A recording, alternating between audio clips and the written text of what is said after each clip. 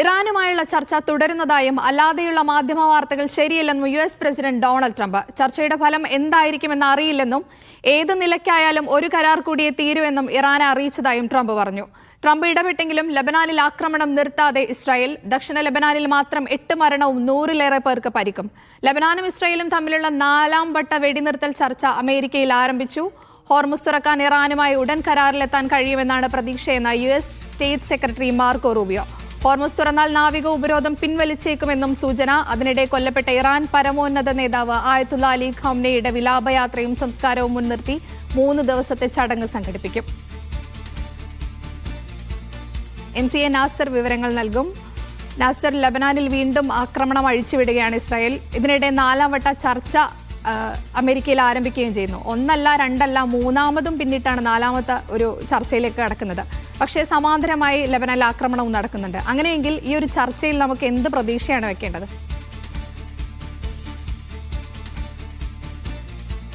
എന്തായാലും ഇറാനും അമേരിക്കയും തമ്മിലുള്ള ചർച്ച തുടരുന്നു എന്നാണ് ഇപ്പോൾ അല്പം മുമ്പ് അമേരിക്കൻ പ്രസിഡന്റ് ഡൊണാൾഡ് ട്രംപ് വെളിപ്പെടുത്തിയിരിക്കുന്നത്. കാരണം ഇറാൻ പൂർണ്ണമായിട്ടും ചർച്ചയിൽ നിന്ന് പിൻവാങ്ങിയതായി നേരത്തെ റിപ്പോർട്ടുകൾ പുറത്തു വന്നിരുന്നു. ഈ ഒരു പശ്ചാത്തലത്തിലാണ് അത്തരം മാധ്യമ വാർത്തകൾ ശരിയല്ല, ചർച്ച ഇപ്പോൾ പോലും നിരന്തരമായിട്ട് വലിയ സ്വഭാവത്തിൽ തന്നെ മുന്നോട്ട് പോകുന്നതായിട്ട് അമേരിക്കൻ പ്രസിഡന്റ് ട്രംപ് അവകാശപ്പെടുന്നത്.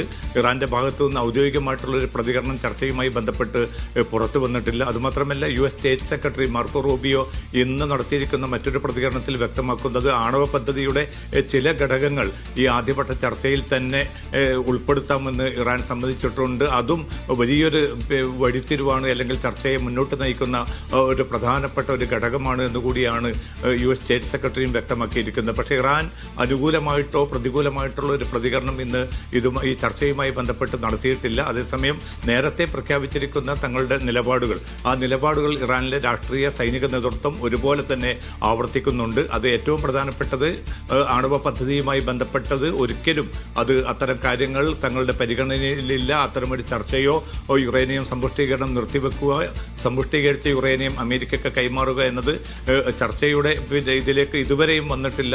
അത് വരുന്നൊരു പ്രശ്നം പോലും ഇല്ല എന്നൊരു നിലപാട് അവർ ആവർത്തിക്കുന്നു. അതോടൊപ്പം തന്നെ ഹോർമുസിന് മേലുള്ള പരമാധികാരം അത് ഇറാനും ഒമാനും മാത്രം സ്വന്തമായിരിക്കും. അതിൽ മറ്റൊരു താല്പര്യങ്ങൾക്ക് വേണ്ടി അതിൽ വിട്ടുകൊടുക്കാനോ അല്ലെങ്കിൽ സ്വതന്ത്രമായി തന്നെ ആ കപ്പൽ പാതയെ വിട്ടുകൊടുക്കാനോ തങ്ങൾ തയ്യാറല്ല എന്നുകൂടി ഇറാൻ നേതൃത്വം അറിയിക്കുന്നുണ്ട്. പിന്നെ ഏറ്റവും പ്രധാനപ്പെട്ട ഒരു കടമ്പയായിട്ട് നിലനിൽക്കുന്നത് ഇറാന്റെ പിടിച്ചുവെച്ച സ്വത്തുക്കളുടെ തിരിച്ചു കൊടുക്കലുമായി ബന്ധപ്പെട്ട കാര്യങ്ങളാണ്. ഇക്കാര്യത്തിൽ അമേരിക്ക ഔദ്യോഗികമായിട്ടുള്ള ഒരു പ്രതികരണം ഈ പൊതുവായിട്ട് നൽകിയിരിക്കുന്ന ഭേദഗതി നിർദ്ദേശത്തിന്റെ ഭാഗമായിട്ടും അവതരിപ്പിച്ചിട്ടില്ല. അത് ഘട്ടം ഘട്ടമായി മാത്രമേ ആ തുക തിരിച്ചു കൊടുക്കാൻ പറ്റൂ എന്ന ഒരു നിലപാടിൽ തന്നെയാണ് അമേരിക്ക നിൽക്കുന്നത്. നാവിക ഉപരോധം വേണമെങ്കിൽ ഹോർമുസ് തുറക്കുന്നതോടുകൂടി അത് പിൻവലിക്കാമെന്ന് ഇപ്പോൾ US state secretary Marco Rubio ഔദ്യോഗികമായിട്ട് വ്യക്തമാക്കിയിട്ടുണ്ട്. അപ്പോൾ ചർച്ച നടക്കുന്നത് നേരത്തെ ഇറാൻ നിർദ്ദേശിച്ചത് പ്രകാരം ഈ ഹോർമുസ് തുറക്കുക, യുദ്ധം അവസാനിപ്പിക്കുക എന്ന ആദ്യഘട്ട ലക്ഷ്യം മുൻനിർത്തിക്കൊണ്ടാണോ, അതല്ല നേരത്തെ ട്രംപ് ആഗ്രഹിച്ചതുപോലെ ആണവ പദ്ധതി കൂടി ഈ ചർച്ചയുടെ ഭാഗമായിട്ട് കൊണ്ടുവരികയും അങ്ങനെ ആണവ പദ്ധതിയിൽ നിന്ന് ഇറാനെ പൂർണ്ണമായിട്ട് പുറന്തള്ളുക എന്നൊരു ലക്ഷ്യം കൂടി ഉണ്ടോ എന്നത് സംബന്ധിച്ചും കൂടുതൽ വ്യക്തത വരേണ്ടതുണ്ട്. നേരത്തെ നജിമ സൂചിപ്പിച്ചതുപോലെ ഇറാൻ വലിയ തോതിൽ തന്നെ മുന്നോട്ട് വെച്ചിരിക്കുന്ന ഒരു വാദമായിരുന്നു ലബനാനിലെ യുദ്ധവിരാമവും ഇറാൻ അമേരിക്ക ഈ വെടിനിർത്തലിന്റെ ഭാഗമായിട്ട് അഭേദ്യമായിട്ടുള്ള ഭാഗമായിട്ട് മാറണമെന്നത്. പക്ഷേ കഴിഞ്ഞ ദിവസങ്ങളിലൊക്കെയും നാം ലോകം കണ്ടുകൊണ്ടിരിക്കുന്നത് അതിക്രൂരമായിട്ടുള്ള ആക്രമണ പരമ്പരകളാണ്. ദക്ഷിണ ലബനാനിൽ മാത്രമല്ല ബെയ്റൂത്തിന് നേർക്കും ആക്രമണ പദ്ധതിയുമായിട്ട് ഇസ്രായേൽ നേതൃത്വം, ഇസ്രായേലിലെ പ്രധാനമന്ത്രി നെതന്യാഹുവും ഇസ്രായേൽ പ്രതിരോധ മന്ത്രി ഇസ്രായേൽ കാറ്റ്സും രംഗത്ത് വരുന്ന ഒരു സാഹചര്യം ഉണ്ടായിരുന്നു. അതിനെ ഇന്നലെ വൈകിട്ട് അരമണിക്കൂറോളം നെതന്യാഹുവുമായിട്ട് ടെലിഫോണിൽ സംസാരിച്ചാണ് ട്രംപ് അതിൽ നിന്ന് ഇസ്രായേലിനെ പിന്തിരിപ്പിച്ചതെന്ന് മാധ്യമ റിപ്പോർട്ടുകൾ വ്യക്തമാക്കുന്നു. വളരെ രൂക്ഷമായിട്ടുള്ള വാദപ്രതിവാദങ്ങളായിരുന്നു ട്രംപും നെതന്യാഹുവും തമ്മിൽ നടന്നതെന്നാണ് US മാധ്യമങ്ങൾ റിപ്പോർട്ട് ചെയ്യുന്നത്. ഒരു നിലക്കും വിശ്വസിക്കാൻ പറ്റാത്ത ആളാണ് നെതന്യാഹു എന്നുവരെ ആ അർത്ഥത്തിൽ അദ്ദേഹത്തെ വലിയ തോതിൽ അധിക്ഷേപിക്കുമാറുള്ള പരാമർശങ്ങൾ ട്രംപ് നടത്തിയെന്നുകൂടിയാണ് വാർത്താ മാധ്യമങ്ങൾ റിപ്പോർട്ട് ചെയ്യുന്നത്. എന്തായാലും ഇതിന് ശേഷം ബെയ്റൂത്തിലേക്കുള്ള ആക്രമണം ആക്രമണ പദ്ധതിയിൽ നിന്ന് ഇസ്രായേൽ പിന്മാറിയിട്ടുണ്ട്. പക്ഷേ അതേസമയം ദക്ഷിണ ലെബനാനിൽ ഇന്നും വ്യാപകമായിട്ടുള്ള ആക്രമണങ്ങൾ നടന്നു. 8 പേർ കൊല്ലപ്പെടുകയും ഏതാണ്ട് 114ഓളം പേർക്ക് പരിക്കേൽക്കുകയും ചെയ്തു എന്നാണ് റിപ്പോർട്ട്. ആ ഒരു സാഹചര്യത്തിൽ തന്നെയാണ് വാഷിംഗ്ടണിൽ ഇപ്പോൾ 4ാം വട്ട സമാധാന സംഭാഷണം ലെബനാനും ഇസ്രായേലും തമ്മിൽ അമേരിക്കൻ മധ്യസ്ഥതയിൽ ആരംഭിച്ചിരിക്കുന്നത്. ആ ചർച്ച തുടരുകയാണ്. ഒരുപക്ഷെ നാളെയും ആ ചർച്ച നീണ്ടേക്കുമെന്ന റിപ്പോർട്ടുകളുണ്ട്. ട്രംപിന്റെ ഒരു ഇടപെടലും ആ സ്വാധീനവും ഒരുപക്ഷെ ഒരു വെടിനിർത്തലിലേക്ക് ഇരു വിഭാഗത്തെയും പ്രേരിപ്പിച്ചേക്കാമെന്ന റിപ്പോർട്ടുകളുണ്ട്. കാരണം ട്രംപ് നേരിട്ട് തന്നെ ഹിസ്ബുല്ല നേതാക്കളുമായി സംസാരിച്ചു എന്നാണ് ഇന്നലെ അവകാശപ്പെട്ടത്. അങ്ങനെയാണെങ്കിൽ ഹിസ്ബുല്ലയും ഒരു കൃത്യമായിട്ടുള്ള ഉപാധികളുടെ പുറത്ത് ഒരു വെടിനിർത്തലിന് സന്നദ്ധത അറിയിച്ചിട്ടുണ്ട്. ഇസ്രായേൽ നേതൃത്വവും അക്കാര്യം സ്ഥിരീകരിക്കുന്നുണ്ട്. കൃത്യമായിട്ടുള്ള ഉപാധികൾ ഉണ്ടെങ്കിൽ തങ്ങളും വെടിനിർത്തലിന് തയ്യാറാണെന്ന്. അപ്പോൾ ഇന്നും നാളെയും വാഷിംഗ്ടണിൽ അങ്ങനെ ഉപാധികളും നിർദ്ദേശങ്ങളും വെക്കുമ്പോഴും മറ്റൊരു കാര്യം നമുക്കറിയാമല്ലോ, നമ്മളത് തുടക്കം തൊട്ട് ഇത് കണ്ടുകൊണ്ടിരിക്കുന്ന സാധാരണക്കാരായ നമുക്ക് പോലും വ്യക്തമാണ് ഇറാൻ ഹോർമൂസിന്റെ കാര്യത്തിലോ അല്ലെങ്കിൽ ആണവ പദ്ധതിയുടെ കാര്യത്തിലോ ഒരു വിട്ടുവീഴ്ചയ്ക്കും തയ്യാറല്ലെന്ന്. അങ്ങനെ നിൽക്കുന്ന ഒരു ഇറാന്റെ ഏത് ഉറപ്പിന്റെ പുറത്താണ് ഓരോ ചർച്ചയ്ക്ക് മുൻപായിട്ടും യുഎസിന്റെ ഭാഗത്ത് നിന്ന് ഇങ്ങനെ ഒരു പ്രതീക്ഷ വരുന്നത്? ഹോർമൂസ് കരാറിൽ എത്താൻ കഴിയുമെന്നാണ് പ്രതീക്ഷ എന്ന് അവർ പങ്കുവെക്കുന്നത് ഏത് ഉറപ്പിന്റെ അടിസ്ഥാനത്തിലാണ്? ഇതിപ്പം കൃത്യമായിട്ടുള്ള ഒരു പ്രതികരണം ഇപ്പം അമേരിക്കൻ പ്രസിഡന്റ് ആവട്ടെ, അമേരിക്കയുടെ സ്റ്റേറ്റ് സെക്രട്ടറി ആവട്ടെ, ഇവർ രണ്ടുപേരും മാർക്കോ റൂബിയോ ആയാലും ട്രംപ് ആയാലും നടത്തിക്കൊണ്ടിരിക്കുന്നത് തികച്ചും ഏകപക്ഷീയമായിട്ടുള്ള അവകാശവാദങ്ങളും അവരുടെ പ്രതീക്ഷകളും മാത്രമാണ്. അതൊരിക്കലും വിശ്വാസ്യപൂർണമായിട്ടുള്ള ഒരു ആധാരമായിട്ട് അതിനെ എടുക്കാൻ പറ്റില്ല എന്ന് കഴിഞ്ഞകാല അനുഭവങ്ങളും ട്രംപിന്റെ തന്നെ പ്രതികരണങ്ങളൊക്കെ തെളിയിച്ചുകൊണ്ടിരിക്കുകയാണ്. വളരെ വിരുദ്ധമായിട്ടുള്ള പ്രതികരണങ്ങൾ നേരത്തെയും ട്രംപ് നടത്തിയിട്ടുണ്ട്. കരാറിന് അരികെത്തിയിരിക്കുന്നു, ഇന്ന് രാത്രിയോടുകൂടി കരാറിൽ ഒപ്പുവെക്കും, അതോടുകൂടി ഓർമ്മ സ്വതന്ത്രമായിട്ട് തുറക്കപ്പെടും, നാവിക ഉപരോധം പിൻവലിക്കുമെന്നൊക്കെ അദ്ദേഹം കഴിഞ്ഞ ദിവസം പറഞ്ഞതാണ്. അതേ ട്രംപ് തന്നെയാണ് ഇപ്പോഴും ചർച്ചകൾ മുന്നോട്ട് പോകുന്നുണ്ട്, ഒരു തടസ്സവുമില്ല, മാധ്യമങ്ങൾ തെറ്റായിട്ടുള്ള റിപ്പോർട്ടുകൾ ചെയ്യുകയാണ്. എന്തായാലും ഒരു കരാറിന് ഇറാനെത്താൻ പ്രേരിപ്പിച്ചിട്ടുണ്ട്. അത് നേരിട്ടുള്ള പരോക്ഷമായിട്ടോ പ്രത്യക്ഷമായിട്ടോ ഇനിയിപ്പോൾ ഹ്രസ്വകാലത്തേക്കോ ദീർഘകാലത്തേക്കോ ഉള്ള കരാറായാലും ആ കരാറ് വരണം, ആ കരാർ വന്നേ തീരൂ എന്നാണ് ഇറാനോട് നിർദ്ദേശിച്ചതെന്നാണ് ഇപ്പോൾ അല്പം മുമ്പ് നടത്തിയ പ്രതികരണത്തിലും ട്രംപ് വ്യക്തമാക്കുന്നത്. പക്ഷേ നേരത്തെ നജിമ സൂചിപ്പിച്ചതുപോലെ ഇരുപക്ഷവും തങ്ങളുടെ പ്രഖ്യാപിത നിലപാടുകൾ ഒരു ഇഞ്ച് പോലും പുറകോട്ട് പോകുന്ന ഒരു സാഹചര്യം ഇതുവരെയുള്ള ചർച്ചകൾ, കാരണം ആഴ്ചകൾ നീണ്ടു കഴിഞ്ഞിരിക്കുന്ന ഈ ചർച്ചകൾ ആരംഭിച്ചിട്ട്. നേരത്തെ ഇസ്ലാമാബാദിൽ ചർച്ച നടന്നു, തുടർന്ന് തെഹ്റാനിൽ എത്തിയ പാകിസ്ഥാൻ സൈനിക മേധാവിയും വിദേശകാര്യമന്ത്രിയും അതോടൊപ്പം തന്നെ ആഭ്യന്തരമന്ത്രിയും ഒക്കെ ചർച്ച നടത്തി. ആ ചർച്ചയെ തുടർന്ന് പാക് വിദേശകാര്യമന്ത്രി അമേരിക്കയിലെത്തി ട്രംപിന്റെ സാന്നിധ്യത്തിൽ ചർച്ച ചെയ്തു. ആ ചർച്ചകളൊക്കെയും ഫലപ്രദമായിട്ടുള്ള ഒരു പ്രതിവിധി മുന്നോട്ട് കൊണ്ടുവെക്കാനോ അതല്ലെങ്കിൽ ഒരു വെടിനിർത്തലിന് ഉതകുന്ന ഒരു സ്ഥായിയായിട്ടുള്ള പ്രശ്നപരിഹാരം രൂപപ്പെടുത്തുന്നതിലോ വിജയിച്ചിട്ടില്ല എന്ന കാര്യം ഉറപ്പാണ്. അതിന് പിന്നാലെയാണ് ഒരുപക്ഷെ ഈ ചർച്ചയെ നേരിട്ട് പരാജയപ്പെടുത്തുന്നതിന് പകരം ലെബനാനിൽ പരമാവധി ആക്രമണം വ്യാപിപ്പിക്കുക, ഗസയിൽ പരമാവധി ആക്രമണം വ്യാപിപ്പിക്കുക, അതിലൂടെ ഇറാനും അമേരിക്കയും തമ്മിൽ ഒരു കരാറിൽ എത്തുന്ന സാധ്യത അടയ്ക്കുക എന്നതാണ് ഇപ്പോൾ നെതന്യാഹു കൈക്കൊണ്ടിരിക്കുന്ന തന്ത്രം. അതിന്റെ ഭാഗമായിട്ടാണ് അതിക്രൂരമായിട്ടുള്ള ആക്രമണ പരമ്പരകൾ ലെബനാന് നേരെ തുടരുന്നത്. കാരണം ലെബനാനെ കൈവിടുകയില്ല എന്നും ഇറാനും അമേരിക്കയും തമ്മിലുള്ള ഒരു കരാറിന്റെ അഭേദ്യമായിട്ടുള്ള ഭാഗമായിട്ട് ലെബനാൻ വെടിനിർത്തൽ വേണമെന്നും ഇറാൻ പറയുന്ന ഒരു സാഹചര്യത്തിൽ ലെബനാനിൽ അരക്ഷിതാവസ്ഥയും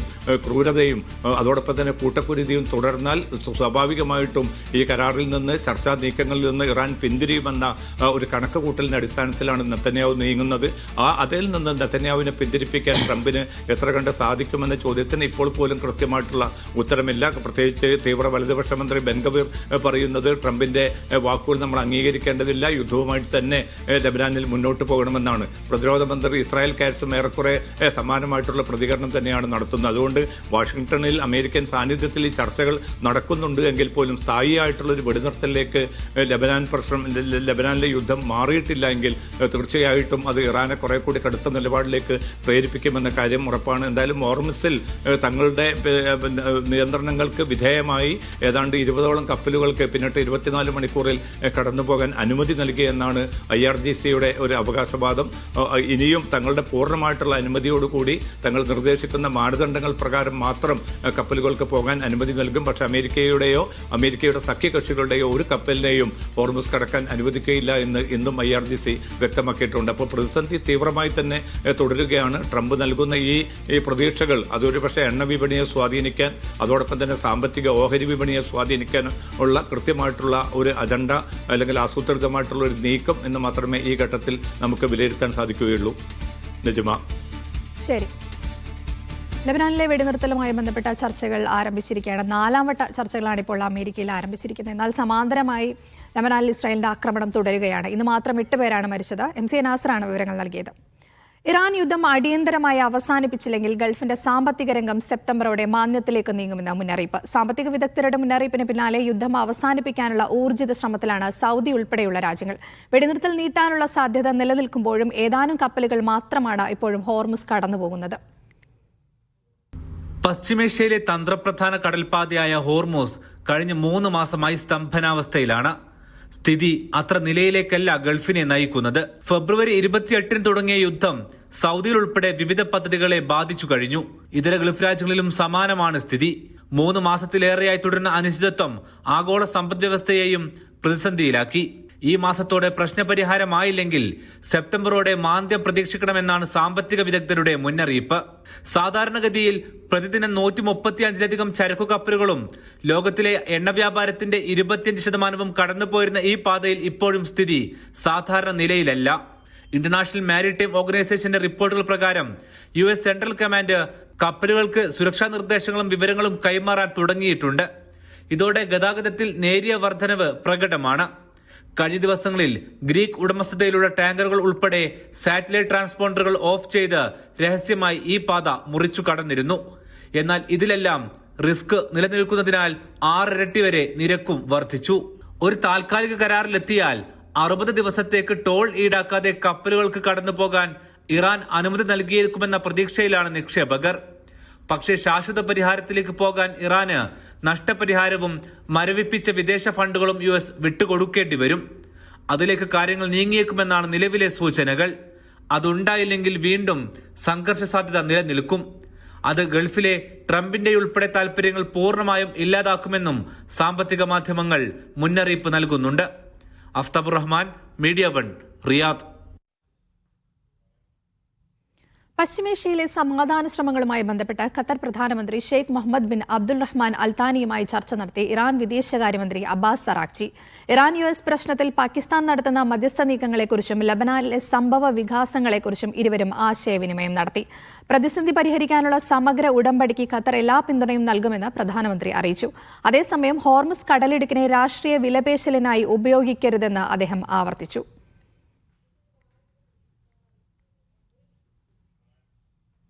നിലവിലുള്ള സുരക്ഷാ സാഹചര്യങ്ങളും ഇറാന്റെ ആക്രമണങ്ങളെ തുടർന്നുണ്ടായ പ്രത്യാഘാതങ്ങളും മുൻനിർത്തി ബഹ്റൈൻ പൗരന്മാർക്ക് ഇറാനിലേക്കും ഇറാഖിലേക്കും യാത്ര ചെയ്യുന്നതിന് ആഭ്യന്തര മന്ത്രാലയം വിലക്കേർപ്പെടുത്തി. രാജ്യത്തിന്റെ സുരക്ഷയും പൗരന്മാരുടെ സുരക്ഷിതത്വവും ഉറപ്പുവരുത്തുന്നതിന്റെ ഭാഗമായാണ് അടിയന്തര നടപടി. അടുത്ത അറിയിപ്പുണ്ടാകുന്നതുവരെ ഈ 2 രാജ്യങ്ങളിലേക്കുമുള്ള യാത്രാവിലക്ക് തുടരുമെന്ന് മന്ത്രാലയം വ്യക്തമാക്കി. ടിക്ടോക്കിലെ തർക്കത്തെ തുടർന്ന് ഷാർജയിൽ മലയാളി യുവാവ് കുത്തേറ്റ് മരിച്ചു. കണ്ണൂർ പഴയങ്ങാടി സ്വദേശി ഇസ്മായിൽ പൊന്നനാണ് മരിച്ചത്. കൊല്ലം സ്വദേശിയായ പ്രതിയടക്കം ഷാർജ പോലീസിന്റെ കസ്റ്റഡിയിലാണെന്നാണ് വിവരം.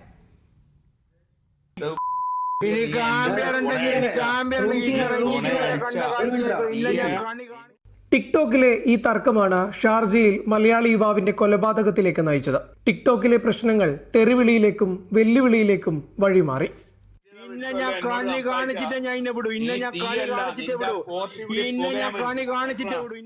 ഇതിനുശേഷം ഷാർജ അൽ നഹദിയിൽ വെച്ച് പ്രതിയും ഇസ്മായിലും കണ്ടുമുട്ടി.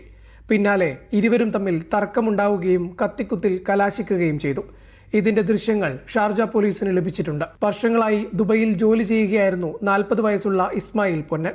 സഹോദരൻ ജുബൈറും ദുബൈയിൽ തന്നെയാണ് ജോലി ചെയ്യുന്നത്. ഭാര്യയും മക്കളും നാട്ടിലാണ്. ടിക്ടോക്കിൽ വെല്ലുവിളി നടത്തിയ കൊല്ലം സ്വദേശിയാണ് കേസിലെ മുഖ്യപ്രതി എന്നാണ് സൂചന. ഇയാളടക്കം 4 പേരെ ഷാർജ പോലീസ് അറസ്റ്റ് ചെയ്തിട്ടുണ്ടെന്നാണ് വിവരം. കൊലപാതകത്തിനുള്ള കാരണമുൾപ്പെടെ വിശദമായ അന്വേഷണം തുടരുകയാണ്. ഷാർജയിലെ ബുഹേറ പോലീസാണ് തുടർ നടപടികൾ സ്വീകരിച്ചത്.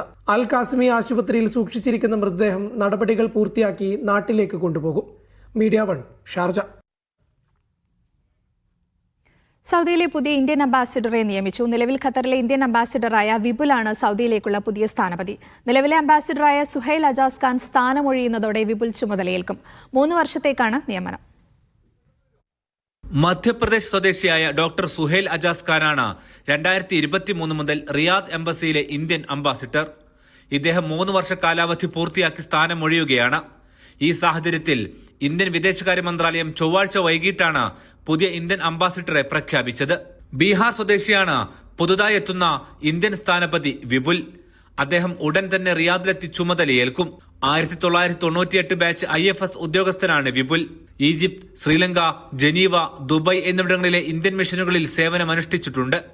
2014 മുതൽ 17 വരെയുള്ള കാലയളവിൽ ഇന്ത്യൻ വിദേശകാര്യമന്ത്രിയുടെ ഡയറക്ടർ, ജോയിന്റ് സെക്രട്ടറി പദവികളിൽ ഉണ്ടായിരുന്നു. 2017 മുതൽ 2020 വരെ ദുബൈയിലെ ഇന്ത്യൻ കോൺസുൽ ജനറലായും പ്രവർത്തിച്ചു. 2020 മുതൽ 2023 വരെ വിദേശകാര്യ മന്ത്രാലയത്തിന്റെ ഗൾഫിന്റെ ചുമതലയുള്ള ജോയിന്റ് സെക്രട്ടറിയുമായി. ഇതിനുശേഷമാണ് 2023 ഓഗസ്റ്റ് 17 ഖത്തറിലെ ഇന്ത്യൻ അംബാസിഡറായി നിയമിതനായത്. ഈ കാലാവധി പൂർത്തിയാക്കിയാണ് ഇപ്പോൾ റിയാദിലേക്ക് എത്തുന്നത്. 1994 ഡൽഹി IIT-യിൽ നിന്ന് മെക്കാനിക്കൽ എഞ്ചിനീയറിംഗിൽ ബിരുദം നേടിയ വിപുൽ ഹൈദരാബാദിലെ ഇന്ത്യൻ സ്കൂൾ ഓഫ് ബിസിനസിൽ നിന്ന് MBA ബിരുദവും നേടിയിരുന്നു. രാഷ്ട്രീയം, വാണിജ്യം, വികസനം, നിരായുധീകരണം, അന്താരാഷ്ട്ര സുരക്ഷ, മാധ്യമം തുടങ്ങി വൈവിധ്യമാർന്ന മേഖലകളിൽ പ്രവർത്തിച്ചിട്ടുണ്ട്. Aftabur Rahman, media 1, Riyadh.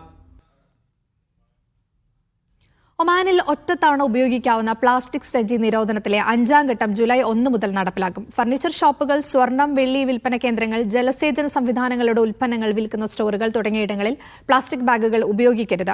നിരോധനത്തിന്റെ ഭാഗമായി പരിസ്ഥിതി അതോറിറ്റി ബോധവൽക്കരണ ക്യാമ്പയിനും തുടക്കമിട്ടിട്ടുണ്ട്. ഒമാനിൽ ഒറ്റത്തവണ ഉപയോഗിക്കാവുന്ന പ്ലാസ്റ്റിക് സഞ്ചികളുടെ നിരോധനത്തിലെ 5ാം ഘട്ടം അടുത്ത മാസം 1 മുതൽ നടപ്പിൽ വരും. ഫർണിച്ചർ ഷോപ്പുകൾ, സ്വർണം, വെള്ളി വിൽപ്പന കേന്ദ്രങ്ങൾ, ജലസേചന സംവിധാനങ്ങളുടെ ഉൽപ്പന്നങ്ങൾ വിൽക്കുന്ന സ്റ്റോറുകൾ, പുതപ്പ്, ഗഞ്ചർ വിൽപ്പന കേന്ദ്രങ്ങൾ, പക്ഷികൾ, മത്സ്യം, വളർത്തുമൃഗങ്ങൾ എന്നിവ വിൽക്കുന്ന കടകൾ, കാർഷിക സാധനങ്ങൾ വിൽക്കുന്ന സ്റ്റോറുകൾ എന്നിവിടങ്ങളിലൊന്നും ജൂലൈ 1 മുതൽ പ്ലാസ്റ്റിക് ബാഗുകൾ ഉപയോഗിക്കാൻ പാടില്ല. പകരം തുണിസഞ്ചികൾ, പേപ്പർ ബാഗുകൾ തുടങ്ങി പരിസ്ഥിതി സൗഹൃദ ബദലുകൾ ഉപയോഗിക്കണം. രാജ്യത്ത് 2027 പ്ലാസ്റ്റിക് സഞ്ചികൾ പൂർണ്ണമായും ഒഴിവാക്കാൻ ലക്ഷ്യമിട്ടുള്ളതാണ് നിരോധനം. 2024 ജൂലൈ 1 മുതലാണ് രാജ്യത്ത് ഘട്ടം ഘട്ടമായി പ്ലാസ്റ്റിക് ബാഗുകളുടെ നിരോധനം ഏർപ്പെടുത്തി തുടങ്ങിയത്. ഉപഭോക്താക്കളെ പുതിയ മാർഗത്തിലേക്ക് എത്തിക്കുന്നതിനായി പരിസ്ഥിതി അതോറിറ്റി ക്യാമ്പയിനും ആരംഭിച്ചിട്ടുണ്ട്. ഇതിന്റെ ഭാഗമായി പരിസ്ഥിതി സൗഹൃദ ബാഗുകൾ വിതരണം ചെയ്യുന്നുമുണ്ട്. നിയമം ലംഘിച്ചാൽ 50 മുതൽ 1000 റിയാൽ വരെ പിഴയും ഈടാക്കും. ആവർത്തിച്ചാൽ പിഴ ഇരട്ടിയുമാകും. Media 1, Muscat. ആഗോള ലോജിസ്റ്റിക്സ് രംഗത്ത് ചരിത്ര നേട്ടവുമായി ഒമാൻ. ലോകബാങ്കിന്റെ കയറ്റുമതി വിതരണ ശൃംഖലാ സൂചികയിലാണ് ഒമാൻ ആഗോളതലത്തിൽ 1ാം സ്ഥാനത്തെത്തിയത്. തുറമുഖങ്ങളിലെ മികച്ച പ്രവർത്തനക്ഷമതയും അതിവേഗത്തിലുള്ള ചരക്ക് നീക്കവുമാണ് ഒമാനെ മുന്നിലെത്തിച്ചത്. കയറ്റുമതി വിതരണ ശൃംഖല ഇനീഷ്യേഷൻ സൂചികയിലാണ് ഒമാന്റെ നേട്ടം. ഒരൊഴിഞ്ഞ കണ്ടെയ്നർ പുറപ്പെട്ട് ചരക്കുകൾ നിറച്ച് കയറ്റുമതിക്ക് സജ്ജമാകുന്നതുവരെയുള്ള സമയം വെറും 0.8 ദിവസമായി കുറച്ചുകൊണ്ടാണ് ഒമാൻ മുന്നേറ്റം കൈവരിച്ചത്. ലോകബാങ്കിൻ്റെ അംഗീകാരം ഒമാന്റെ ലോജിസ്റ്റിക്സ് അടിസ്ഥാന സൗകര്യങ്ങളുടെ കരുത്ത് കാണിക്കുന്നതാണ്. യഥാർത്ഥ ഷിപ്മെന്റ് ഡാറ്റ അടിസ്ഥാനമാക്കിയാണ് ഇത്തവണ ലോകബാങ്ക് ഇൻഡെക്സ് തയ്യാറാക്കിയിരിക്കുന്നത്. കയറ്റുമതിയിൽ മാത്രമല്ല, ഇറക്കുമതി കാര്യക്ഷമത അളക്കുന്ന ഇമ്പോർട്ട് സപ്ലൈ ചെയിൻ ടെർമിനേഷൻ സൂചികയിൽ ലോകത്തെ 165 രാജ്യങ്ങളിൽ 9ാം സ്ഥാനവും ഒമാൻ നേടിയിട്ടുണ്ട്. കൂടാതെ തപാൽ വാണിജ്യ ഷിപ്മെന്റുകളുടെ വേഗതയിൽ ഗൾഫ് മേഖലയിൽ 1ാം സ്ഥാനത്തും ആഗോളതലത്തിൽ 16ാം സ്ഥാനത്തുമാണ് രാജ്യം. ഷിപ്പിംഗ് സംഖ്യകളുടെ എണ്ണത്തിൽ ആഗോളതലത്തിൽ 25ാം സ്ഥാനത്തുള്ള ഒമാൻ നേരിട്ടുള്ള കടൽ കണക്ടിവിറ്റിയിലൂടെ ലോകത്തെ പ്രമുഖ വിപണിയിലേക്കുള്ള പ്രധാന പ്രവേശന കവാടമായി അതിവേഗം മാറിക്കൊണ്ടിരിക്കുകയാണ്. Media 1, Muscat. കുവൈത്ത് ആകാശത്ത് ജൂൺ മാസം ശ്രദ്ധേയമായ ജ്യോതിശാസ്ത്ര സംഭവങ്ങൾ അരങ്ങേറുമെന്ന് അൽ ഉജൈരി സയന്റിഫിക് സെന്റർ അറിയിച്ചു. ജൂൺ 9 സൂര്യാസ്തമയത്തിന് ശേഷം ശുക്രനും വ്യാഴവും അടുത്ത് ദൃശ്യമാകുന്ന അപൂർവ ഗ്രഹസംഗമം ആകാശ നിരീക്ഷകർക്ക് കാണാൻ സാധിക്കും. ജൂൺ 21 കുവൈത്തിൽ വർഷത്തിലെ ഏറ്റവും ദൈർഘ്യമേറിയ ദിവസമാകും. ഏകദേശം 14 മണിക്കൂറും 2 മിനിറ്റും പകലിന്റെ ദൈർഘ്യമുണ്ടാകും. ജൂൺ 29 സ്ട്രോബെറി ചന്ദ്രൻ എന്നറിയപ്പെടുന്ന പൂർണ്ണചന്ദ്രൻ ആകാശത്ത് തെളിയും. നല്ല കാലാവസ്ഥയിൽ നഗ്നനേത്രങ്ങൾ കൊണ്ട് തന്നെ ഈ ജ്യോതിശാസ്ത്ര സംഭവങ്ങൾ നിരീക്ഷിക്കാൻ കഴിയുമെന്ന് സെന്റർ നിരീക്ഷിച്ചു. അബുദാബിയിൽ കെട്ടിടങ്ങളുടെ വാടക വർദ്ധിപ്പിക്കരുതെന്ന നിർദ്ദേശം. റെസിഡൻഷ്യൽ, കൊമേഴ്ഷ്യൽ, ഇൻഡസ്ട്രിയൽ പ്രോപ്പർട്ടി വാടക താൽക്കാലികമായി അബുദാബി മരവിപ്പിച്ചു. റിയൽ എസ്റ്റേറ്റ് സെന്ററാണ് ഇത് സംബന്ധിച്ച പ്രഖ്യാപനം നടത്തിയത്. ഇതോടെ ഈ കാലയളവിൽ എല്ലാ വാടക കരാർ പുതുക്കലും വർധനവില്ലാതെ തന്നെ നടപ്പാക്കണം. മുൻപ് വാടകയ്ക്കെടുത്ത കെട്ടിടങ്ങളുടെ പുതിയ വാടക കരാറുകളും മുൻപത്തെ കരാറിന്റെ അതേ നിരക്കിൽ തന്നെ ആകണമെന്നും അധികൃതർ അറിയിച്ചു. ഇനി ഒരു അറിയിപ്പ് വരുന്നതുവരെ തൽസ്ഥിതി തുടരും. മസ്കത്ത് ഗവർണറേറ്റിലെ സൗത്ത് മബേലിയിലുള്ള അൽ നുസ്ഹ സ്ട്രീറ്റ് വികസിപ്പിക്കാനുള്ള കരാറിൽ മസ്കത്ത് മുനിസിപ്പാലിറ്റി ഒപ്പുവച്ചു. Municipality chairman Ahmed bin Sayyid Al അമരിയും പദ്ധതി നടപ്പാക്കുന്ന കമ്പനിയും തമ്മിലാണ് കരാർ ഒപ്പിട്ടത്. പദ്ധതിയുടെ നിർമ്മാണ പ്രവർത്തികൾ ഈ മാസം ആരംഭിക്കും. വർദ്ധിച്ചുവരുന്ന ഗതാഗത തിരക്ക് ഉൾക്കൊള്ളാൻ ആവശ്യമായ അധിക പാതകളോടുകൂടിയ 11 കിലോമീറ്റർ നീളമുള്ള ഇരട്ടപ്പാത നിർമ്മിക്കും.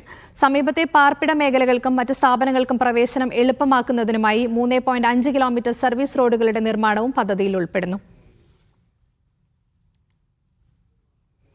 യുഎഇയിൽ പുകവലി ഉപേക്ഷിക്കാൻ തയ്യാറെടുക്കുന്നവരുടെ എണ്ണത്തിൽ വൻ വർധനവ്. എമിറേറ്റ്സ് ഹെൽത്ത് സർവീസസിന്റെ പ്രത്യേക ക്ലിനിക്കുകൾ വഴി ഇതിനകം 1000-ലധികം പേർ ചികിത്സയും സഹായവും തേടിയതായി ഔദ്യോഗിക കണക്കുകൾ വ്യക്തമാക്കുന്നു.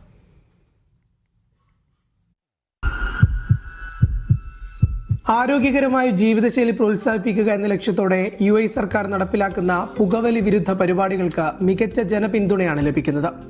എമിറേറ്റ്സ് ഹെൽത്ത് സർവീസിന്റെ നേതൃത്വത്തിൽ രാജ്യത്തുടനീളം 18 പ്രത്യേക ക്ലിനിക്കുകളാണ് നിലവിൽ പ്രവർത്തിക്കുന്നത്.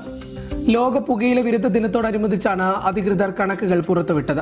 പുകയില ഉപയോഗം മൂലമുണ്ടാകുന്ന ഗുരുതരമായ ആരോഗ്യ പ്രശ്നങ്ങൾ തടയുന്നതിനും വിട്ടുമാറാത്ത രോഗങ്ങൾ കുറയ്ക്കുന്നതിനുമാണ് ക്ലിനിക്കുകൾ മുൻഗണന നൽകുന്നത്.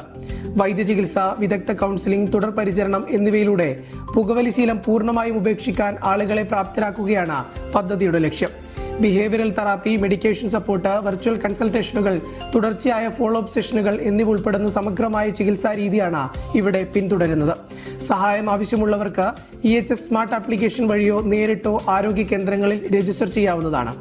പ്രതിരോധ ആരോഗ്യ സേവനങ്ങളുടെ ഭാഗമായുള്ള പദ്ധതി പുകവലി രഹിത സമൂഹത്തെ കെട്ടിപ്പടുക്കാനുള്ള നിർണായക പങ്ക് വഹിക്കുന്നുണ്ടെന്ന് ആരോഗ്യ മന്ത്രാലയം വിലയിരുത്തി. Media 1 Dubai. ഒമാനിലേക്കുള്ള കുവൈത്ത് സന്ദർശകരുടെ എണ്ണം 17.2% വർദ്ധിച്ചതായി കുവൈത്തിലെ ഒമാൻ അംബാസിഡർ ഡോക്ടർ സാലിഹ് അൽ ഖറൂസി. 2025 ഒമാൻ സന്ദർശിച്ചവരുടെ എണ്ണം 10 ലക്ഷത്തിലധികമായി ഉയർന്നതോടെ UAE, സൗദി അറേബ്യ എന്നിവയ്ക്ക് ശേഷം ഒമാനിലേക്കുള്ള ഏറ്റവും വലിയ മൂന്നാമത്തെ വിനോദസഞ്ചാര സ്രോതസ്സായി കുവൈത്ത് മാറി. ജൂൺ 21 മുതൽ സെപ്റ്റംബർ വരെ നീളുന്ന ദോഫാറിലെ ഖരീഫ് സീസൺ ഗൾഫ് മേഖലയിൽ നിന്നും കൂടുതൽ സന്ദർശകരെ ആകർഷിക്കുന്നുണ്ടെന്ന് അദ്ദേഹം ചൂണ്ടിക്കാട്ടി. വേനൽക്കാല തിരക്ക് ഉൾക്കൊള്ളാൻ ജൂലൈ മുതൽ ജസീറ എയർവേസ് ആഴ്ചയിൽ 14-ലധികം വിമാനങ്ങളും കുവൈത്ത് എയർവേസ് ആഴ്ചയിൽ 4 വിമാനങ്ങളും സലാലയിലേക്ക് സർവീസ് നടത്തും. ടൂറിസം മേഖലയിൽ $4.5 ബില്യൺ നിക്ഷേപിച്ച കുവൈത്ത് ഒമാന്റെ മൂന്നാമത്തെ വലിയ വിദേശ നിക്ഷേപകനാണെന്നും അംബാസിഡർ വ്യക്തമാക്കി. ഗൾഫിലെ CBSE +2 പരീക്ഷാ ഫലപ്രഖ്യാപനത്തിൽ ആശങ്കയിലായി വിദ്യാർത്ഥികളും രക്ഷിതാക്കളും. ഫലപ്രഖ്യാപനം വിദ്യാർത്ഥികളുടെ ഉന്നത പഠന സാധ്യതകൾക്ക് മങ്ങലേൽപ്പിച്ചതായി രക്ഷിതാക്കൾ ആരോപിച്ചു. വിഷയത്തിൽ സർക്കാരിന്റെയും ബോർഡിന്റെയും അടിയന്തര ഇടപെടൽ വേണമെന്നതാണ് ഇവരുടെ ആവശ്യം. ഗൾഫിലെ പ്രാദേശിക സുരക്ഷാ സാഹചര്യത്തെ തുടർന്ന് പരീക്ഷകൾ റദ്ദാക്കിയതാണ് വിദ്യാർത്ഥികളെയും രക്ഷിതാക്കളെയും വലച്ചത്. പകരം സ്കൂളുകൾ നടത്തിയ മൂല്യനിർണ്ണയത്തെ അടിസ്ഥാനമാക്കി നൽകിയ മാർക്കുകളും ഉന്നത പഠനത്തിനുള്ള യോഗ്യതകളുമാണ് പലരുടെയും തുടർ പഠന സാധ്യതകൾക്ക് മങ്ങലേൽപ്പിച്ചത്. നടന്ന എക്സാം പോലും 1-2 എക്സാമേ നടന്നിട്ടുള്ളൂ. ഈ കഴിഞ്ഞ എക്സാമും വളരെ ടഫ് എക്സാം ആയിരുന്നു. അതിനുപരി ഈ OSM ഇവാലുവേഷൻ സിസ്റ്റം കൂടെ വന്നപ്പോഴത്തേക്ക് കുട്ടികളുടെ മാർക്ക് വളരെ താഴെ പോയും വളരെയധികം കുട്ടികൾ ഫെയിലാവുകയും ചെയ്തു. അതിനുപരി ഈ നടക്കാത്ത എക്സാം CBSE സ്കൂളുകളും തീരുമാനിച്ച പ്രകാരം അവർ ഇന്റേണൽ അസസ്മെന്റ് സ്കൂളിലുണ്ടായിരുന്ന ടേം എക്സാമിനെ ബേസ് ചെയ്തിട്ടുള്ള മാർക്കുകളാണ് കൊടുത്തിരിക്കുന്നത്. ഫലം വന്നതോടെ വിദ്യാർത്ഥികളും രക്ഷിതാക്കളും കടുത്ത മാനസിക സമ്മർദ്ദത്തിലായി. മൂല്യനിർണ്ണയ രീതി ഒട്ടും ആശാവഹമല്ലാത്തതും കുട്ടികളുടെ മുന്നോട്ടുള്ള തുടർ വിദ്യാഭ്യാസത്തിന് ഒട്ടും ഉതകുന്ന രീതിയിലുള്ള മാർക്കിംഗ് അല്ല സ്കൂളുകൾ നൽകിയിട്ടുള്ളത് എന്നുള്ള ഒരു നിർഭാഗ്യകരമായ അവസ്ഥയിലൂടെയാണ് സൗദി അറേബ്യയിലെയും മറ്റ് മിഡിൽ ഈസ്റ്റ് രാജ്യങ്ങളിലെയും കുട്ടികൾ കടന്നു പോകുന്നത്. CBSE 12ാം ക്ലാസ് വിദ്യാർത്ഥികളുടെയും അതിലുപരി അവരുടെ രക്ഷിതാക്കളും കഴിഞ്ഞ 1 മാസക്കാലമായി കടുത്ത മാനസിക സമ്മർദ്ദത്തിലൂടെയാണ് കടന്നുപോയിക്കൊണ്ടിരിക്കുന്നത്. വിദ്യാർത്ഥികൾ ജീവനൊടുക്കുന്ന സാഹചര്യം വരെ സംജാതമായതായി രക്ഷിതാക്കൾ പറയുന്നു. अंडर डिप्रेशन में है. सो पहले तो एग्ज़ाम्स वो लोग लिखे नहीं, जो नहीं लिखे उसमें भी वो लोग का एसेंशियल रिपीट आ गया. जो लिखे उसमें पास, कुछ बच्चे कुछ लिखे जिसमें पासिंग मार्क्स है, दूसरे उसमें पूरा एसेंशियल रिपीट है. उसमें बच्चे पूरे डिप्रेशन में चले आ रहे. कई तो बच्चे 2-3 बच्चे तो सुसाइड भी अटेम्प्ट किए हुए हैं इधर. സ്കൂൾ അധികൃതരുടെ ഭാഗത്തു നിന്നുള്ള നിസ്സഹകരണം ആഘാതം വർദ്ധിപ്പിച്ചതായി രക്ഷിതാക്കൾ പറയുന്നു. ഈ എക്സാമിന് ടേം എക്സാമിന് കുട്ടികൾക്ക് മാർക്ക് കുറഞ്ഞ് കിട്ടിയെന്ന് അറിഞ്ഞതുകൊണ്ട് തന്നെ തോറ്റ കുട്ടികളെ പാസ്സാക്കുകയും മാർക്ക് കുറഞ്ഞ കുട്ടികൾക്ക് കൂടുതൽ മാർക്ക് കൊടുക്കുന്ന അവസ്ഥയുണ്ടായി. പക്ഷേ ഇവിടെ ദമാം സ്കൂളിലും ജുബൈൽ സ്കൂളിലും ഇവിടുത്തെ സ്കൂൾ മാനേജ്മെൻറ്റ് വളരെ ഒരു കുട്ടികളുടെ ഒരു ദയയും ഇല്ലാതെ ഒരു കൺസിഡറേഷൻ ഇല്ലാതെ ഈ കുട്ടികൾക്ക് മുന്നോട്ടുള്ള ഒരു ഹയർ എഡ്യൂക്കേഷൻ്റെ ഒരു സ്റ്റെപ്പിംഗ് സ്റ്റോൺ ആണ് ഈ +2 റിസൾട്ട് എന്ന് മനസ്സിലാക്കിക്കൊണ്ട് തന്നെ അവരുടെ ഒരു ധാർഷ്ട്യത്തോടുള്ള ഒരു നിലപാടാണ് അവർ എടുത്തിരിക്കുന്നത്. ജെഇ പരീക്ഷ പാസ്സായ വിദ്യാർത്ഥികളിൽ പലർക്കും ബോർഡ് പരീക്ഷയിൽ ഉന്നത പഠനത്തിന് യോഗ്യത നേടാനായില്ല. ബോർഡ് പരീക്ഷ പാസ്സായവർക്കാകട്ടെ പലർക്കും അടിസ്ഥാന മാർക്ക് നേടാനുമായില്ല. വിഷയത്തിൻ്റെ ഗൗരവം അറിയിച്ചുകൊണ്ട് ഞങ്ങൾ വിദ്യാഭ്യാസ മന്ത്രാലയത്തിനും CBSEക്കും പരാതി കൊടുക്കുകയും അവിടെ നിന്നും അനുഭാവപൂർണമായ നടപടികളൊന്നും ഇതുവരെ ലഭ്യമായിട്ടില്ല എന്നുള്ളതാണ് വസ്തുത. പ്രവാസി വിദ്യാർത്ഥികളുടെ സാഹചര്യം നാട്ടിലെ CBSE വിദ്യാർത്ഥികളെ പോലെയല്ല. ഇവിടെ പ്രവാസി രക്ഷിതാക്കളോടൊപ്പം താമസിക്കുന്ന കുട്ടികൾക്ക് CBSE +2 കഴിഞ്ഞ കുട്ടികൾ 18 വയസ്സ് പൂർത്തിയായ കുട്ടികൾക്ക് തുടർന്ന് ഇവിടെ നിൽക്കാനുള്ള ബുദ്ധിമുട്ടുകളുണ്ട്. വിദ്യാർത്ഥികൾക്ക് ഗ്രേസ് മാർക്ക് നൽകി ഉന്നത പഠനത്തിനുള്ള സാഹചര്യമൊരുക്കണമെന്നതാണ് രക്ഷിതാക്കളുടെ പ്രധാന ആവശ്യം. Media 1 Dammam. ഫിഫ ലോകകപ്പിൽ ഖത്തറിന് വേണ്ടി ബൂട്ട് കെട്ടാൻ ഒരുങ്ങുകയാണ് തഹസിൻ മുഹമ്മദ് എന്ന മലയാളി. ലോകത്തുടനീളമുള്ള മലയാളികളെ അഭിമാനത്തിന്റെ നെറുകയിലെത്തിച്ചാണ് തഹസിൻ ലോകവേദിയിലേക്ക് ചുവടുവെക്കുന്നത്. തഹസിന്റെ നേട്ടം ഒറ്റ ദിവസം കൊണ്ടുണ്ടായതല്ല. സ്വന്തം പ്രയത്നത്തിന് പുറമെ കുടുംബത്തിന്റെ സമർപ്പണം കൂടി ഈ നേട്ടത്തിന് പിന്നിലുണ്ട്. തഹസിന്റെ കുടുംബം ഖത്തറിൽ നിന്ന് മീഡിയ 1-നൊപ്പം ചേരുന്നു.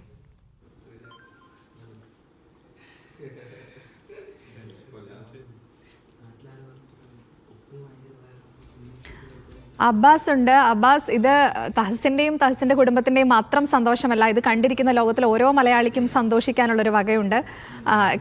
ലോകകപ്പിനെ കുറിച്ച് അറിയുന്ന അല്ലെങ്കിൽ ഫുട്ബോളിനെ കുറിച്ച് താല്പര്യമില്ലാത്തവർക്ക് പോലും അഭിമാനിക്കാനുള്ളൊരു വകയാണ്. എങ്ങനെ തോന്നുന്നു ഇപ്പോൾ അവർക്ക്? തീർച്ചയായിട്ടും നജ്മ, ഇത് മലയാളികളെ സംബന്ധിച്ചിടത്തോളം വളരെ അഭിമാനകരമായ മുഹൂർത്തമെന്ന് പറഞ്ഞറിയിക്കേണ്ട കാര്യമില്ലല്ലോ. കാരണം അത്രമാത്രം വലിയൊരു നേട്ടമാണ് തഹസിൻ മുഹമ്മദിലൂടെ മലയാളക്കാർക്ക് മാത്രമല്ല ലോകത്തുടനീളം എവിടെ മലയാളിയുണ്ടോ അവിടെയുള്ള ആളുകൾക്കൊക്കെ, ഈ ഫുട്ബോളിനെ സ്നേഹിക്കുന്ന ആളുകൾ, അതല്ലാത്ത ആളുകൾക്കൊക്കെ ഉണ്ടായിട്ടുള്ളത്. ഏതായാലും ഇന്ന് മുഴുവൻ നമ്മുടെ ഒരു വാർത്ത എന്ന് പറയുന്നത് ഈ തഹസിൻ മുഹമ്മദിനെ കുറിച്ച് തന്നെയാണ്. നമ്മളിപ്പോൾ അവരുടെ ഫാമിലിയുടെ കൂടെയാണുള്ളത്.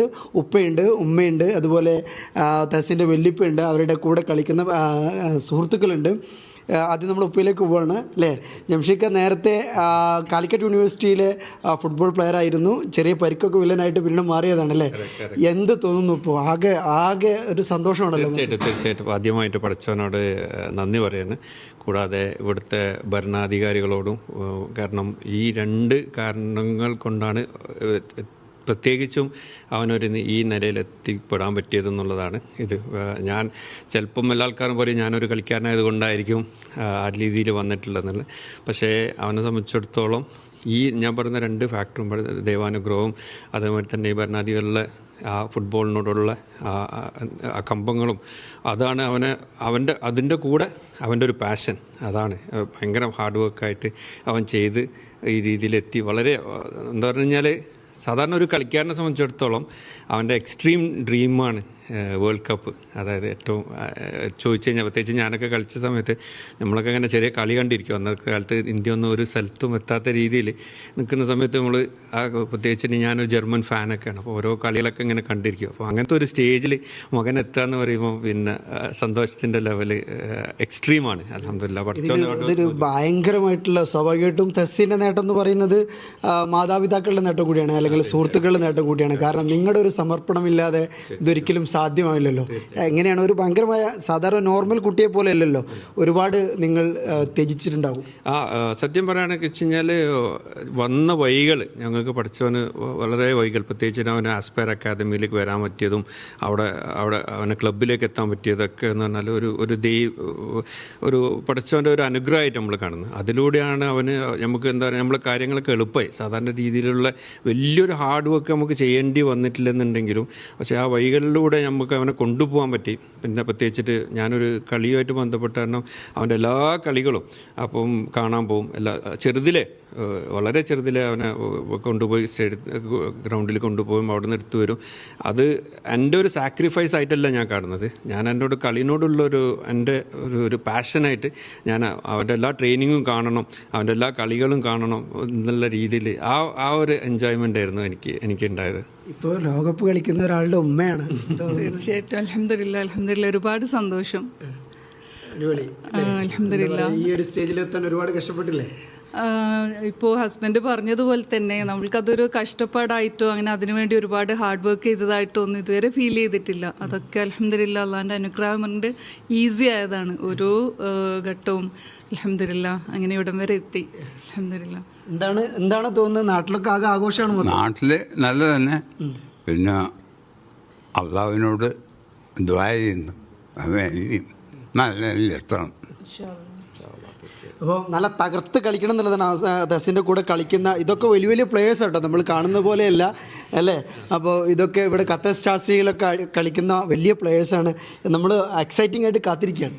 അൽഹംദുലില്ലാ, പഠിച്ചവന് സ്തുതി പറയുന്നു. ആദ്യം തന്നെ ഞങ്ങൾക്ക് വളരെ ഒരു മോട്ടിവേഷനും വളരെ എന്താ പറയുക സന്തോഷവും എല്ലാം ഉണ്ട്. അവൻ അവിടെ വേൾഡ് കപ്പിലെത്തി ഞങ്ങൾക്ക് അവന് ഭയങ്കര ഒരു റോൾ മോഡൽ പോലെ തന്നെ ഫീലാവും. അവൻ്റെ ഹാർഡ് വർക്കും അവൻ്റെ കഷ്ടപ്പാട് തന്നെയാണ് അവൻ അവിടെ എത്തിച്ചത്. ഭയങ്കര പാഷനേറ്റ് ആയ ഒരു പ്ലെയറാണ്. വളരെ എന്ത് വന്നാലും ട്രെയിനിങ്ങും എല്ലാ കാര്യത്തിലും ഏറ്റവും ഇമ്പോർട്ടൻസ് കൊടുത്തിട്ട് ബാക്കിയെല്ലാം സാക്രിഫൈസ് അവൻ ചെയ്യും. ഫുട്ബോൾ തന്നെയാണ് അവൻ്റെ എല്ലാം. ഒരു ഗൂസ്ബം മൊമെന്റ് അല്ലേ? ഓ പിന്നെ അൽഹംദുലില്ലാ, എന്താ പറയുക, ഞങ്ങളെല്ലാവരും ഭയങ്കര പ്രൗഡാണ്. പിന്നെ എന്താ പറയുക, ഇന്ത്യയിൽ തന്നെ ഫസ്റ്റ് ഒരു ഇന്ത്യൻ അല്ല വേൾഡ് കപ്പ് കളിക്കാൻ പോകുന്നത്. അങ്ങനെയൊക്കെ അൽഹംദുലില്ലാ. പിന്നെ ഒരു ഫസ്റ്റ് ഇന്ത്യ എന്നൊക്കെ പറയുമ്പോൾ എന്ന് വെച്ചാൽ ഇന്ത്യയിലെ ഏറ്റവും വിലപിടിപ്പുള്ള താരം, ഇന്ത്യ എന്ന് പറയാൻ പറ്റില്ല, ഖത്തറിൻ്റെ പ്ലെയറാണ്. പക്ഷേ ഇന്ത്യൻ പേരുകൾ ഉണ്ടാകുമ്പോൾ സ്വാഭാവികമായിട്ടും എത്രയും ഒരു വലിയ വിലപിടിപ്പുള്ള താരമായി. ഇനിയിപ്പോൾ കിട്ടുമോ, കൂടെ കിട്ടുമോ? ഇൻഷാ അല്ലാ.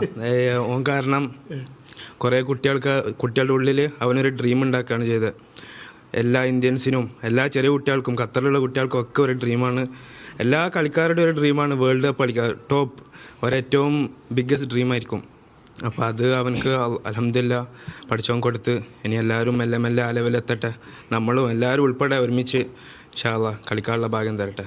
ശരിക്കും ഇൻസ്പയറിംഗ് അല്ല? അത് തീർച്ചയായും അൽഹംദുലില്ലാ. അവൻ്റെ ഡ്രീംസൊക്കെ ഇപ്പോൾ ട്രൂ ആയി എന്നുള്ളതിൽ വളരെ സന്തോഷം. എല്ലാ മോട്ടിവേഷനും അസീം പറഞ്ഞ പോലെ തന്നെ ടോപ്പ് മെൻറ്റാലിറ്റിയുള്ള പ്ലെയറാണ്. അൽഹംദുലില്ലാ, അവൻ്റെ ഹാർഡ് വർക്ക് തന്നെയാണ് തീർച്ചയായിട്ടും അവനെ ഈ സ്റ്റേജിൽ എത്തിച്ചത്. അതിൻ്റെ കൂടെ തന്നെ ഉപ്പാടെ ഉമ്മാടെ സപ്പോർട്ട് തീർച്ചയായിട്ടും എടുത്തു പറയേണ്ടത് തന്നെയാണ്. ഞങ്ങളൊക്കെ ചെറിയൊരു റോള് മാത്രമാണ് പ്ലേ ചെയ്തിട്ടുള്ളൂ. ബാക്കിയൊക്കെ അവനും അവൻ്റെ പാരൻസ്. അൽഹംദുലില്ലാ. അതെ, ഏതായാലും അതാണ് അതിലൊരു സന്തോഷം എന്ന് പറയുന്നത്. എല്ലാവരും തസ്സിൻ്റെ കൂടെ നിൽക്കുന്നു, കട്ടക്ക് കൂടെ നിൽക്കുന്നു. ഇനി അവൻ കളത്തിലിറങ്ങുന്നത് ആ മൊമെന്റിന് വേണ്ടിയിട്ടാണ് നമ്മുടെ ഒരു കാത്തിരിപ്പ്. തീർച്ചയായിട്ടും. ഞാൻ ആദ്യം പറഞ്ഞതാണ്, ഇപ്പം ഇതുവരെയുള്ള ഈ സെലിബ്രേഷനും ഇതൊക്കെ കഴിഞ്ഞിട്ട് ഇനിയാണ് ശരിക്കുള്ള കാര്യങ്ങൾ വരുന്നത്. ടീമിൽ വരാനും ഞാൻ അവനോട് സെലക്ട് ചെയ്തപ്പോഴും തന്നെ പറഞ്ഞതാണ്, അതായത് അവനോട് പറയേണ്ട ആവശ്യമില്ല, അവൻ അറിയാം. ഡേ ബൈ ഡേ എന്നാണ് അവൻ പറയാം. ഫ്യൂച്ചറിനെക്കാട്ടി അവന് ഡേ ബൈ ഓരോ ഡേയും നമ്മളത് അതിന് വേണ്ടിയിട്ട് പ്രിപ്പയർ ചെയ്യുക. അപ്പം അവൻ അതിന് പ്രിപ്പയർ ചെയ്തിട്ട് അവന് എന്താ പറയുക, ഞാൻ പറയാം ടീമിൽ വരാം. അവൻ്റെ അൾട്ടിമേറ്റ് എയിം ഞാൻ പറഞ്ഞ ടീമിൽ വരാം, ഫസ്റ്റ് ലെവലിൽ വരാം, ഒന്നും വിചാരിക്കാൻ ടീമിൽ വരാം. അതാണ് വെരി ഇമ്പോർട്ടൻറ്റ് എന്നുള്ള രീതിയിലാണ് ഞാൻ പറഞ്ഞത്. വളരെയധികം വിചാരിക്കുന്നു അവന് എന്താ ടീമിൻ്റെ ലിസ്റ്റിൽ എങ്കിലും വന്നിട്ട് ടീമിന് വേണ്ടിയിട്ട് കുറച്ച് നേരമല്ല കുറേ നേരം കളിക്കണം. ചുരുങ്ങിയത് എന്താ പറയുക, ഒരു അതിമോഹം അല്ലെങ്കിൽ ഒരു ഗോളെങ്കിലും അടിക്കണം എന്നുള്ളതാണ് എൻ്റെ ഒരു ആഗ്രഹം. അതൊരു അതിമോഹമൊന്നുമല്ല. തീർച്ചയായിട്ടും. അപ്പോൾ ഏതായാലും ഖത്തർ സ്റ്റാർസ് ലീഗിലെ സൂപ്പർ പ്ലെയറാണ് തഹസീൻ. അപ്പോൾ ആ ഒരു മികവ് നേരത്തെ ഒരു അൽ അറബിക്കെതിരെ ഗോൾ അടിച്ചിട്ടുണ്ട് അല്ലേ? ഫസ്റ്റ് അടിച്ചത് അൽ ഷമാലിനെതിരെ ഖത്തർ സ്റ്റാർ ലീഗിൽ. പിന്നെ അതിനുശേഷം ലാസ്റ്റ് കളിച്ചതെന്ന് പറഞ്ഞാൽ ഞങ്ങൾ അമീർ കപ്പിൽ അവന് പിന്നെ അവർക്ക് വേണ്ടിയിട്ട് അറബിക്കെതിരെ ഒരു ഗോൾ അടിച്ചിട്ടുണ്ടായിരുന്നു. നമ്മുടെ തഹസിൻ്റെ ബ്രദർ കൂടി ചേരുന്നുണ്ട് അല്ലേ? ഇപ്പോൾ തിടുക്കപ്പെട്ടു വന്നതാണ്. എന്താണ് ആകെ ഒരു സന്തോഷമല്ലേ? അൽഹംദുലില്ലാ. എന്താ പറയുക, അവന് കുറേ എന്താ പറയുക സ്ട്രഗിൾ ചെയ്ത് കുറേ കഷ്ടപ്പെട്ട് ഓനായിട്ട് അവനക്ക് തന്നെ അറിയാം അവൻ എത്രത്തോളം സ്ട്രഗിൾ ചെയ്തെന്നുള്ളത്. പക്ഷെ അൽഹംദുലില്ലാ അത്രേ പറയാനുള്ളൂ. ഇവിടം വരെ എത്തി. ഇവിടുന്ന് ഇനി മേലോട്ട് പോവുക. പ്രൊഫഷണലി നോക്കുമ്പോൾ ടീം വിജയിക്കുക, അടുത്ത റൗണ്ടിലേക്ക് അഡ്വാൻസ് ചെയ്യുക, ഇതൊക്കെ തന്നെ അൽഹംദുലില്ലാ. അപ്പോൾ ഒരു പ്ലെയറെ സംബന്ധിച്ചിടത്തോളം, ഒരു താരത്തെ സംബന്ധിച്ചിടത്തോളം അതിൻ്റെ ബാക്ക് ബോൺ എന്ന് പറയുന്നത് എൻ്റെ ഫാമിലി, കുടുംബം, സുഹൃത്തുക്കളൊക്കെയാണ്. അപ്പം അവർ കൊടുക്കുന്ന പിന്തുണയാണ് ഈ ഒരു പ്ലെയറെ പരുവപ്പെടുത്തുന്നത്, ഉണ്ടാക്കുന്നത്. അതിനൊരു നിറഞ്ഞ സന്തോഷമാണ് ഈ ഖത്തറിലെ ഈ വീട്ടിൽ നിന്ന് തഹസീൻ്റെ മാതാപിതാക്കൾ, ബന്ധുക്കൾ, സുഹൃത്തുക്കളൊക്കെ നമ്മോട് പങ്കുവെക്കുന്നത്. ഏതായാലും തഹസീൻ ലോകകപ്പിൻ്റെ പെരുങ്കളിയാട്ട വേദിയിൽ ലയണൽ മെസ്സി കളിക്കുന്ന, ക്രിസ്ത്യാനോ റൊണാൾഡോ കളിക്കുന്ന, എംബാപ്പെ കളിക്കുന്ന, യാമിൽ യമാലൊക്കെ കളിക്കുന്ന വലിയ വേദിയിൽ പന്ത് തട്ടാനുള്ള കാത്തിരിപ്പിലാണ് നമ്മളെല്ലാവരും. നജ്മ. അതാണ് അബ്ബാസ്, തഹസിന്റെ കുടുംബത്തിൽ നിന്ന് ഉപ്പയുടെയും ഉമ്മയുടെയും സഹോദരങ്ങളുടെയും അതുപോലെ സുഹൃത്തുക്കളുടെയൊക്കെ വാക്കുകളിൽ അത് മനസ്സിലാകുന്നുണ്ട് എന്തുമാത്രം സമർപ്പണം ആ നേട്ടത്തിന് പുറകിലുണ്ടെന്ന്. തഹസിനെ തേടി ഇനിയുള്ള എല്ലാ നേട്ടങ്ങളും എത്തട്ടെ എന്നുള്ളത് ആത്മാർത്ഥമായി മീഡിയ വൺ ആശംസിക്കുകയാണ്. ഹജ്ജ് കമ്മിറ്റിക്ക് കീഴിലുള്ള ഹാജിമാരുടെ മദീന സന്ദർശനം തുടരുന്നു. മലയാളി തീർത്ഥാടകരുടെ സന്ദർശനം വ്യാഴാഴ്ച മുതൽ ആരംഭിക്കും. മദീന സന്ദർശനത്തിന് ഇത്തവണ പകുതിയോളം ഇന്ത്യൻ ഹാജിമാർക്കും ഹറമൈൻ ഹൈസ്പീഡ് ട്രെയിനിലാണ് സൗകര്യമൊരുക്കിയിട്ടുള്ളത്. ഹജ്ജ് കമ്മിറ്റി കീഴിലെത്തിയ 61,000 ഹാജിമാർക്കാണ് മദീന സന്ദർശനത്തിന് ഹറമൈൻ ഹൈസ്പീഡ് ട്രെയിൻ സൗകര്യം. മണിക്കൂറിൽ 300 കിലോമീറ്റർ വേഗത്തിൽ ഓടുന്ന ട്രെയിനിൽ 2.5 മണിക്കൂറിനകം ഹാജിമാർക്ക് മദീനയിലെത്താം. Haramain travel for the intercity route between Makkah and Medina Makkah. That is. If you are aware, last year was the first time we introduced this on a pilot basis, when we had 16,000 of our Hajis travel via high-speed train between Makkah and Medina. This year, we will have 61,000. Around 50% of our Hajis under the Hajj Committee of India route. Train സ്റ്റേഷനിലേക്കും താമസ സ്ഥലത്തേക്കും ഹജ്ജ് service company ഒരുക്കിയ bus മാർഗമാണ് എത്തിക്കുക. Indian ഹാജിമാരുടെ Medina സന്ദർശനം ഇന്നലെ മുതൽ ആരംഭിച്ചിരുന്നു. 71,000-ഓളം ഹാജിമാരാണ് ഇനി മദീന സന്ദർശനം പൂർത്തിയാക്കാനുള്ളത്. ബാക്കിയുള്ള ഹാജിമാർ ഹജ്ജിന് മുൻപേ മദീന വഴിയാണ് മക്കയിലെത്തിയത്. ഇവരുടെ നാട്ടിലേക്കുള്ള മടക്കം ജിദ്ദ വഴിയാണ്. മലയാളി ഹാജിമാർ വ്യാഴാഴ്ച മുതൽ മദീനയിലേക്ക് പുറപ്പെടും. സംസ്ഥാന ഹജ്ജ് കമ്മിറ്റി കീഴിലെ മുഴുവൻ ഹാജിമാരും മദീന വഴിയാണ് നാട്ടിലേക്ക് മടങ്ങുക. Sabith Saleem, media one, Mecca. മദീനയിലേക്ക് എത്തുന്ന തീർത്ഥാടകർക്കായി മസ്ജിദുൻ നബവിയിൽ വിപുലമായ സൗകര്യങ്ങൾ ഒരുക്കി സൗദി അറേബ്യ. വിവിധ ഭാഷയിലുള്ള അന്വേഷണ സംവിധാനങ്ങളടക്കം നിരവധി സേവനങ്ങളാണ് ഒരുക്കിയിട്ടുള്ളത്. ഹജ്ജ് കർമ്മങ്ങൾ പൂർത്തിയാക്കി ഭൂരിഭാഗം തീർത്ഥാടകരും മദീന സന്ദർശനം നടത്തുന്ന സാഹചര്യത്തിൽ മേഖലയിലെ സുരക്ഷാ സംവിധാനങ്ങളും ശക്തമാക്കിയിട്ടുണ്ട്.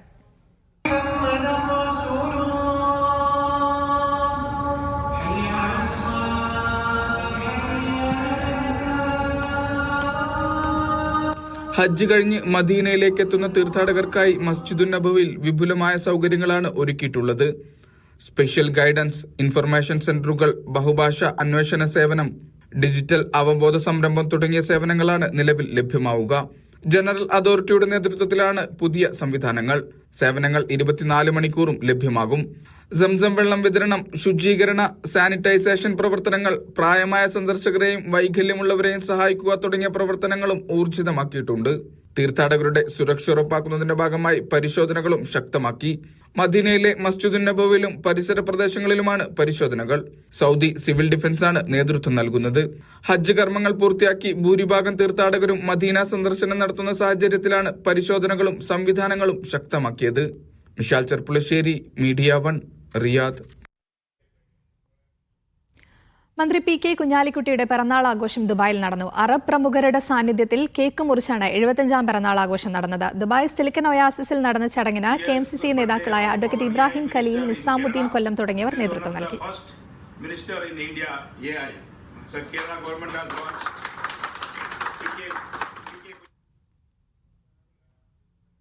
സ്ഥാനമൊഴിയുന്ന ഒമാനിലെ ഇന്ത്യൻ അംബാസിഡർ GV ശ്രീനിവാസന് മസ്കത്ത് പഞ്ചവാദ്യ സംഘം സ്നേഹാദരവ് നൽകി.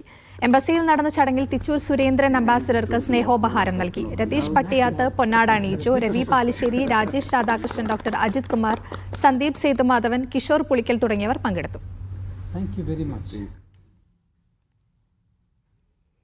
5 ദിവസത്തിനുള്ളിൽ റെക്കോർഡ് വരുമാനം നേടി സൗദി ആക്ഷൻ ത്രില്ലർ ചിത്രമായ 7 ഡോഗ്സ്. 3.5 കോടി സൗദി റിയാലാണ് ചുരുങ്ങിയ ദിവസത്തെ ബോക്സ് ഓഫീസ് നേട്ടം. സൗദി എന്റർടൈൻമെന്റ് അതോറിറ്റിയുടേതാണ് സിനിമ. സൗദി തലസ്ഥാനമായ റിയാദിലാണ് ഭൂരിഭാഗം രംഗങ്ങളും ചിത്രീകരിച്ചിട്ടുള്ളത്. അറബ് ചലച്ചിത്ര ലോകത്ത് റെക്കോർഡ് കുതിപ്പിന് തുടക്കമിട്ടിരിക്കുകയാണ് സൗദി ചിത്രമായ 7 ഡോഗ്സ്. റിലീസ് ചെയ്ത് 5 ദിവസത്തിനുള്ളിൽ തന്നെ ചിത്രത്തിന്റെ ആകെ വരുമാനം 3.41 ലക്ഷം റിയാൽ പിന്നിട്ടതായാണ് കണക്ക്. അറബ് ലോകത്താകെ ഇതിനകം 12 ലക്ഷത്തിലേറെ ടിക്കറ്റുകളാണ് ചിത്രം വിറ്റഴിച്ചത്.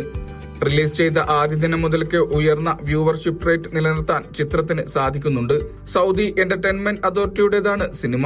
സൗദി തലസ്ഥാനമായ റിയാദിലെ ബിഗ് ടൈം സ്റ്റുഡിയോയിലാണ് സിനിമയിലെ ഭൂരിഭാഗം രംഗങ്ങളും ചിത്രീകരിച്ചിട്ടുള്ളത്.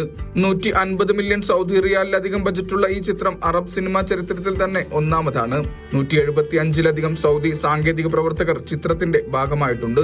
ആക്ഷൻ രംഗങ്ങളിൽ സൗദി സുരക്ഷാ സേനയും വേഷമിട്ടു. ചിത്രം ആഗോളതലത്തിൽ കൂടി പ്രദർശിപ്പിക്കാനൊരുങ്ങുകയാണ് നിർമ്മാതാക്കൾ. ഇതിന്റെ ഭാഗമായി ഈ മാസം 25 മുതൽ ചിത്രം ടർക്കിഷ് തിയേറ്ററുകളിലും പ്രദർശനത്തിനെത്തും. Vishal Cherpulassery, media 1, Riyadh. സൗദിയിലെ അൽ ഹസയിൽ മീഡിയ 1 സംഘടിപ്പിക്കുന്ന സൂപ്പർ കപ്പ് സെവൻസ് ഫുട്ബോൾ ടൂർണമെന്റിന് തുടക്കമാകുന്നു. ഈ മാസം 11-ന് ഹുഫൂഫ് സെന്റർ സ്റ്റേഡിയത്തിലാണ് മത്സരങ്ങൾ. സൗദിയിലെ പ്രമുഖരായ 8 ടീമുകൾ ടൂർണമെന്റിൽ ഏറ്റുമുട്ടും. മാർക്ക് ആൻഡ് സേവ് ആണ് മത്സരത്തിന്റെ മുഖ്യ പ്രായോജകർ. Media 1 mark and save super കപ്പിന്റെ അൽ ഹസയിലെ 2ാം സീസണിനാണ് സൗദി കിഴക്കൻ പ്രവിശ്യയിലെ ഹുഫൂഫ് വേദിയാകുന്നത്. സൗദിയിലെ മീഡിയ 1 സൂപ്പർ കപ്പിന്റെ പുതിയ സീസണിന് കൂടിയാണ് ഇതോടെ തുടക്കമാവുക.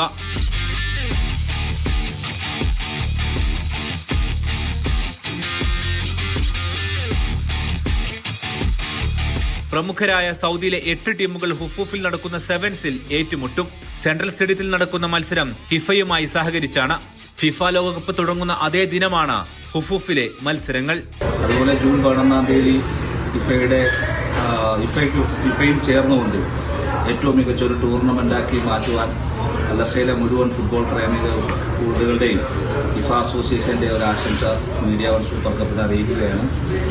ഇപ്രാവശ്യവും കഴിഞ്ഞ പ്രാവശ്യത്തെ പോലെ തന്നെ മികച്ച ജനപങ്കാളിത്തം കൊണ്ട് വളരെ ശ്രദ്ധേയമാവുന്ന ഒരു ടൂർണമെന്റാക്കി തീർക്കുന്നതിന് വേണ്ടിയിട്ടുള്ള എല്ലാ സഹകരണങ്ങളും ഫിഫയുടെ ഭാഗത്തു നിന്ന് ഉണ്ടാകുമെന്ന് മീഡിയ 1 ഉറപ്പു നൽകുന്നു.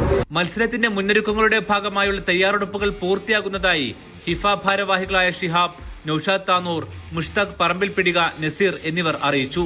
ജൂൺ 11-ന് നടക്കുന്ന മത്സരത്തിലേക്കുള്ള രജിസ്ട്രേഷൻ പൂർത്തിയായിട്ടുണ്ട്. ജനകീയ ഫുട്ബോളിന്റെ ആവേശത്തിലേക്ക് ഒരുങ്ങുകയാണ് അൽഹസയിലെ പ്രവാസികൾ. Media 1 Al Hasa.